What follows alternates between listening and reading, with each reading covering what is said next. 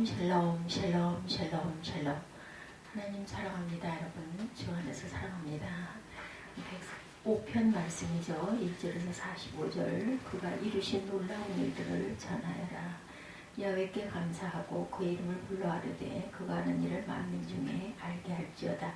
그에게 노래하며 그를 찬양하며 그의 모든 기이한 일들을 말할지어다. 이렇게 증가하고 있습니다. 그의 거룩한 이름을 자랑하라. 야훼를 구하는 자들은 마음이 즐거울지어다. 마지막 45절에서 끝나는 말씀 보면 이는 그들이 그의 율례를 지키고 그의 율법을 따르게 하려 하심이로다. 할렐루야. 이렇게 끝이 납니다. 43절에 그의 백성이 즐겁게 나오게 하시며 그의 택한 자는 노래하며 나오게 하시고 여러 나라의 땅을 그들에게 주시며 민족들이 허수아한 것을 소유로 가지게 하셨으니 15절에 이르기를 나의 기름 부은 자를 손대지 말며 나의 선지자들을 해하지 말라 하셨도다. 그것도 그 땅에 기근이 들게 하사 그들이 의지하고 있는 양식을 다 끊으셨도다. 그가 한 사람을 앞서 보내셨으며 요셉이 종으로 팔렸도다.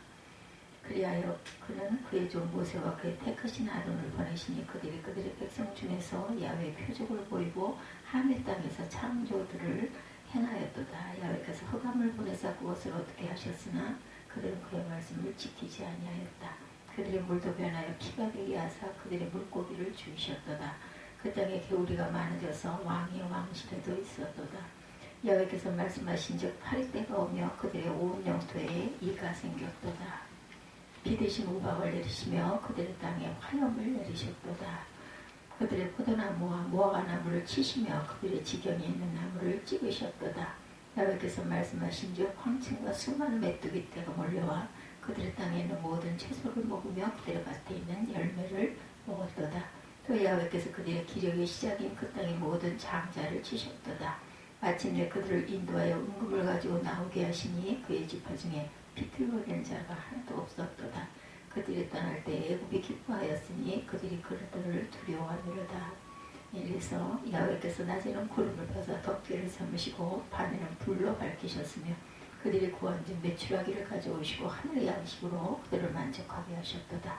반석을 여신즉 물이 흘러나와 마른 땅에 강같이 흘렀으니 이는 그의 거룩한 말씀과 그의 종 아브라함을 기억하셨음이로다.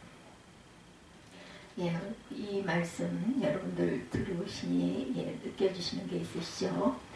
출애굽의 사건들 그리고 10가지의 재앙의 사건들이 기록되어 있습니다. 예배가 기쁘고 보배라고 여겨지는 사람은 하나님을 인격적으로 만난 사람들입니다. 그래서 시편 기자는 예배할 때 하나님의 얼굴을 찾아 예배해라 이렇게 말하죠. 3절에 그의 거룩하신 이름을 찬양하여라. 주님을 찾는 이들은 기뻐하여라.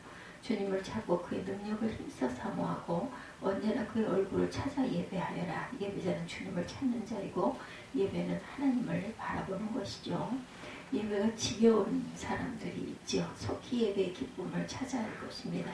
기쁨의 예배를 드리고 싶다면 예배 순서를 따라 예배를 드리고 찬양하면 찬양 인도자를 보고 기도하면 기도하는 사람의 기도를 듣고 찬양대를 바라보고 설교의 말에 귀를 기울이는 식으로 예배하지 말아야죠.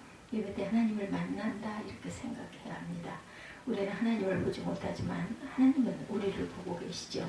하나님이 나를 보고 계신다는 것을 아는 것만 가지고는 그것만 가지고도 예배는 달라집니다.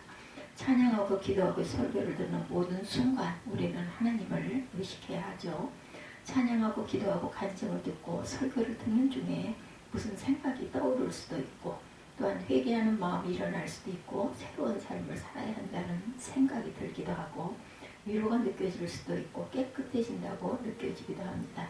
주님이 역사하시는 것이죠. 많은 그리스도인들의 마음이 메말라 있어요. 걱정과 염려가 가득합니다. 가정이나 교회 안에서도 싸우고 그것은 형편이 어렵고 삶이 힘들어서가 아니고 항상 살아계신 하나님을 만나지 못했기 때문이라는 것.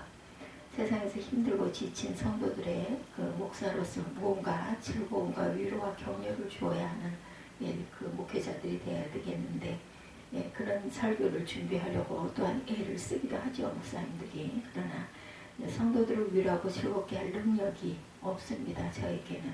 그때 해야 할 일, 성도들로 하여금 예배 때 하나님을 만나게 하는 것. 하나님을 만나면 모든 게 달라지죠. 예배 때 정말 하나님을 만날 수 있을까 염려하지 마시기 바랍니다.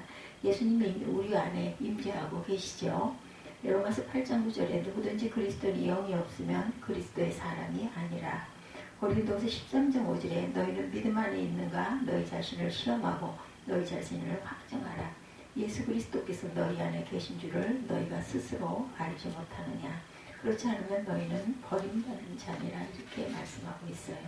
놀라운 은혜이지, 아주 놀라운 은혜이죠. 우리가 받은 은혜를 기억하면 지금도 함께 하시는 주님을 더욱 기쁨으로 바라보게 됩니다. 그래서 시편 기자는 하나님께서 행하신 놀라운 일들을 기억하라 말씀하죠. 주님께서 이루신 놀라운 일을 기억하여라. 그 이적을 기억하고 내리신 판단을 생각하여라. 6절에서 44절은 하나님께서 이스라엘 백성들에게 행하신 놀라운 일들에 대한 기록입니다. 하나님은 아브라함을 부르셨고 후손에게 기업으로 물려줄 땅을 주시겠다고 약속하셨고 아브라함과 이삭과 야곱을 신실하게 지켜주셨고 극심한 가뭄 중에 요셉을 통해 애굽으로 피할 길을 여셨고 애굽 왕 바로로부터 억압을 당하자 모세와 아론을 세워 출애굽하게 하셨고 광야에서 구름 덮개와 불기둥으로 인도하셨고 만나와 메추라기를 먹이셨고 반석을 갈라 물이 나오게 하셨고 약속대로 가나안 땅을 차지하게 하셨습니다. 우리도 마찬가지죠. 하나님께서 베풀어 주신 은혜를 기억하면 지금도 함께 하시는 하나님을 바라보게 됩니다. 그래서 예배가 기쁘지 않을 수가 없죠. 하나님께서 베풀어 주신 은혜가 무엇인지 막연한 그런 사람들이 있습니까? 예수님의 십자가를 바라보시기 바랍니다. 십자가에서 우리에게 베푸신 하나님의 은혜가 다 들어있죠. 십자가의 은혜를 깨달은 자는 하나님께 기쁨의 예배를 드리게 되죠. 아주 먼 거리에서 예배를 드리러 온 어떤 부인이 계셨어요. 남편이 교유하지 못하게 신발을 감추고 대문을 잠궜는데 대문을 담을 넘어서 왔다고 합니다. 은혜를 깨달은 사람이 예배하려는 열망은 무엇으로도 막을 수가 없습니다. 토론토 코스타 그 마지막 날 간증을 했던 청년이 11살 때 수련을 해서 예수님을 영접하였다 이렇게 간증합니다. 너무나 좋았답니다. 무엇이 좋았느냐 하면 나도 의지할 분이 생겼다는 생각 때문이었다고 그러네요. 초등학교 다니던 11살 아이가 이렇게 얘기한 거예요. 예수님을 믿는 것은 의지할 분이 생긴 것입니다. 이것이 믿어질 때 예배하지 않을 수 없죠. 하나님은 분명 그의 백성들이 기쁨에 넘쳐 예배하도록 부르셨어요. 43절부터 45절에 보면 그는 하나님의 백성을 흥겹게 나오게 하시며 그가 뽑으신 백성이 기쁜 노래를 부르러 나오게 하셨다. 그래서 항상 하나님을 바라보므로 우리 영혼이 살아있게 하려 하시는 것이죠. 그래서 세상에 살지만 세상 따라 살지 않고 하나님의 율례를 지키고 하나님의 법대로 살게 하시는 것이죠. 45절에 이것은 그들에게 그의 율례를 지키고 그의 법을 따르게 하기 위함이었다 말씀하고 있습니다. 하나님께 예배한다면서 주위 사람들에게 밉상인 사람도 있어요. 가정이나 직장인을 도외시하고 하나님께 예배만 드리겠다는 사람 또한 있습니다. 그래서 세상 사람들이 예배만 드리면 다냐 하고 욕하는 경우도 있다고 그러죠. 이것은 진정한 예배를 드리지 못하는 사람의 이야기입니다. 예배를 바로 드리면 삶이 변화돼야 되죠.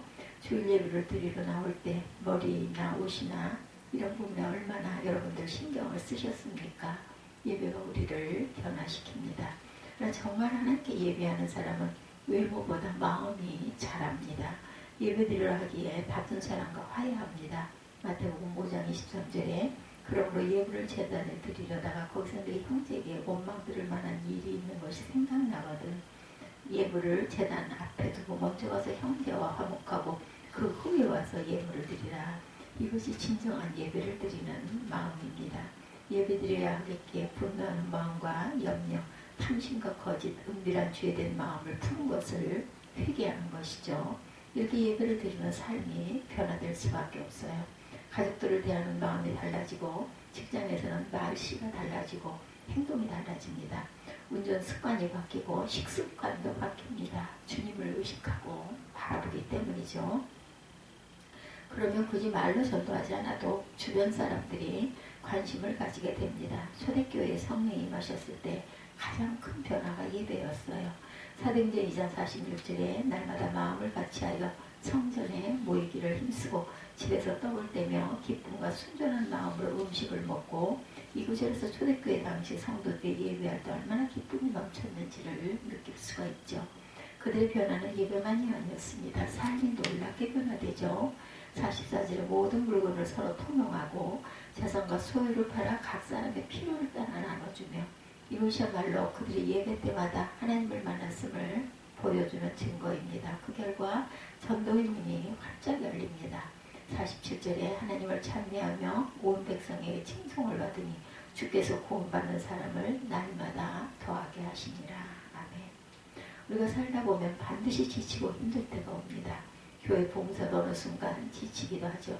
그래서 참 예배가 반드시 있어야 된다는 것. 예배 때마다 하나님을 만나고 하나님으로부터 은혜를 공급받으면 반드시 다시 일어나게 됩니다. 세상을 살아갈 힘과 사명을 감당할 힘도 생기죠. 예배가 죽으면 안 돼요. 형식적이면 예배를 드렸다가는 모두 다 죽습니다. 목숨, 생명이 끊어진다는 얘기가 아니라 영적으로 죽는다는 거죠. 예배 드릴 때마다 주님의 얼굴을 찾으며 얼굴을 구하며 예배 드려야 합니다. 성찬을 받을 때도 성찬식이야말로 예배의 은혜를 깊이 경험하게 해주는 시간이기도 하죠. 성찬을 통해서 주님의 우리와 함께 하시고 우리와 한 몸 되셨음을 마음으로 깊이 느끼시기 바랍니다. 예수께서 승천하시기 전에 제자들에게 정말 말씀하고 싶으신 것은 비록 이제부터는 예수님을 눈으로 볼 수 없지만 언제나 너희들과 함께 하실 것이라는 것이죠. 주님은 이 약속을 더 이상 말로 하지 않으시고 성찬을 통하여 보여주셨어요. 하나리가 학교 가지 않으려고 했다 그래요. 아무리 야단을 치고 달래고 설득을 해도 학교를 가지 않으려고 도망을 쳤다 그러죠. 한 랍비가 아이를 데리고 오라고 합니다. 랍비는 아이에게 아무 말도 하지 않습니다. 그리고 아이를 한참 안아주었다고 그래요. 그리고 역시 아무 말 없이 아이를 품에서 풀어줍니다. 이 침묵의 포용이 그 아이를 변화시켰다고 그러죠. 스스로 학교에 가기 시작합니다. 우리의 말만으로 충분한 의사선질이 전달이 되지 않을 때 있죠. 그래서 말 없는 행동으로 말하게 됩니다. 연인 사이의 입맞춤이 바로 그와 같은 것이죠. 입맞춤을 통하여 경험하는 것을 어떻게 말로 설명할 수가 있겠어요. 성찬은 예수님과의 포옹이며 거룩한 입맞춤입니다.